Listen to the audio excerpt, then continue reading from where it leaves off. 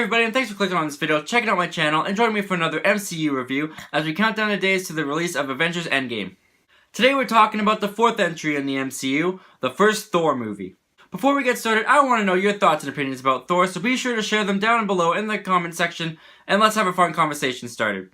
With all that out of the way, let's talk about Thor. So Thor was released in 2011 and was directed by Kenneth Branagh.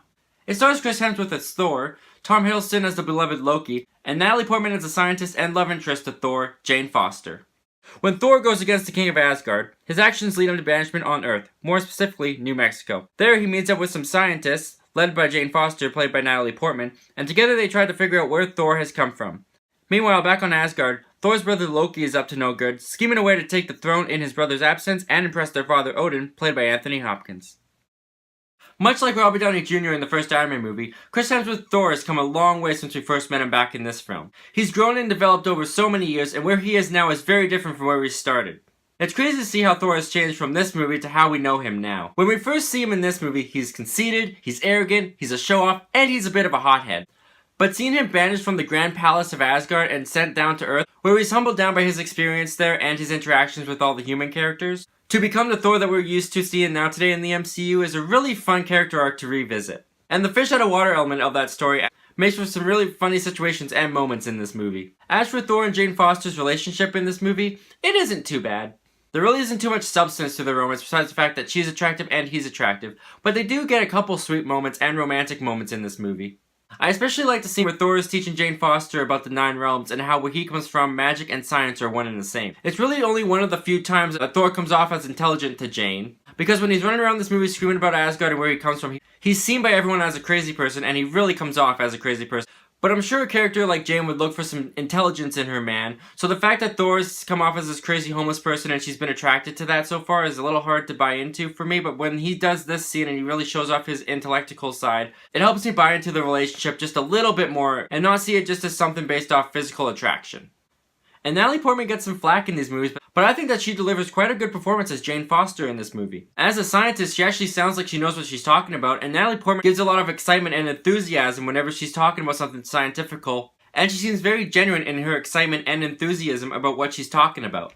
But the actor that steals the show for me is definitely Tom Hiddleston's Loki. He gives a powerful and charismatic performance as this villain, and he brings a lot of emotion to this character as well. When Loki finds out that he's adopted by Odin and that he's actually an attempt at a peace treaty between Asgard and Jotunheim, the home of the Frost Giants, Tom Hiddleston gives a really heartbreaking performance as Loki, as at first he's emotional and sad about it, then turns to anger on Odin as he realizes that that's the reason why he could never be king. It's because he doesn't feel like he's Odin's true son anymore. And all the jealousy of Thor really builds up in that moment and comes out in anger. And that scene and that performance by Tom Hiddleston is so good and so well acted. There's definitely a reason why he's the best villain of Phase 1 in the MCU, and still considered the #1 villain by many people. Throughout the entire movie, Loki manipulates and tricks everybody he interacts with. And whenever Tom Hiddleston comes on screen as this character, all my attention is drawn to him like a magnet. He is phenomenal in this role. And the world of Asgard that they've created in this movie looks fantastic.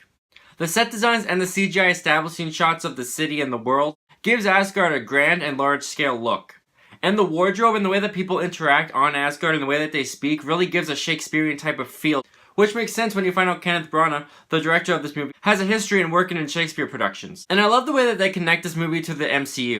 They use Agent Coulson and the Agency of S.H.I.E.L.D. to be the connective tissue between this movie and Iron Man. And when Loki sends the Destroyer to Earth, one of the S.H.I.E.L.D. agents casually asks, "Is that one of Stark's?" And it doesn't feel out of place, it feels very naturally put in this world.